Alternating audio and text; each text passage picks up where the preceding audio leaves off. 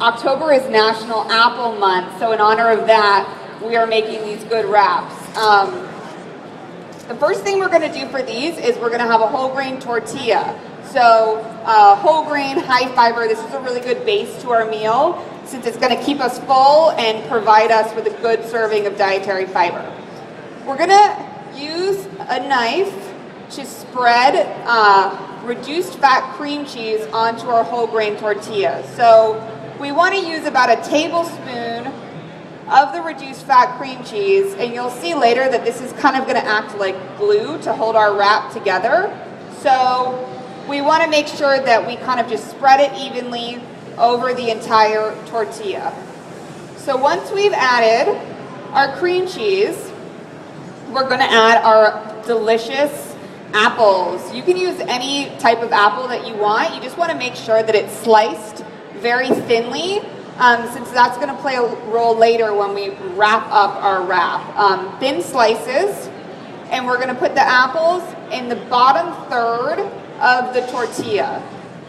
So we're just simply going to layer them on, about 3 rows and 3 apples per row is all we need. And then we're going to do a little bit of honey. So just a small drizzle, nothing too crazy. It's probably going to taste a little bit too sweet if we do that too. So just a little bit of honey, and I'll use my spoon to kind of put it on to make sure I'm not going overboard. And then the last thing, especially for fall too, this is a great little addition, which is cinnamon. So the cinnamon just kind of adds a little bit of flavor, and it smells really good too. So after we have our whole grain tortilla, our reduced fat cream cheese, our apples, our honey, and our cinnamon, we're just going to wrap everything up. So we're going to start at the bottom of the wrap, and if you need to kind of like pack things in a little bit more, you can do that.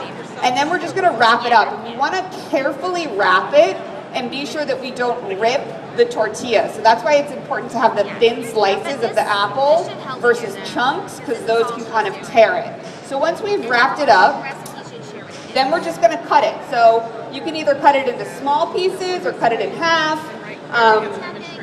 I will cut it in half like this, and then just do it a few more if you kind of want to make them smaller servings that are bite-sized. So 4 pieces, and then that's pretty much it. So we have these pretty tasty apple pie wraps, really good for fall, kid-friendly, and both of them are full of nutrition and great for children and adults too.